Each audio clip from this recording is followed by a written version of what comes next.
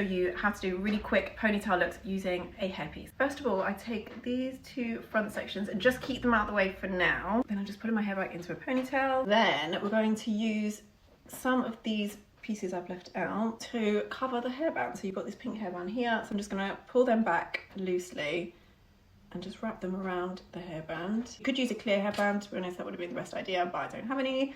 Then your ponytail hairpiece, so this one is from Hair Rehab London and it can actually be worn two ways. So this is the sleek way, and then if you turn it upside down, it becomes more of a volume, like blowout ponytail. Add that over my ponytail, and it feels super secure, and that is it. So the hair from the hairpiece covers your own hair, so nothing can pop through because it's so thick and full. And that is one ponytail done. Then this will be more of like a sleek ponytail. So I'm taking these bits and actually just going to comb those back and then grip those in. So hair slip back, do exactly the same. You just put this ponytail over your own ponytail.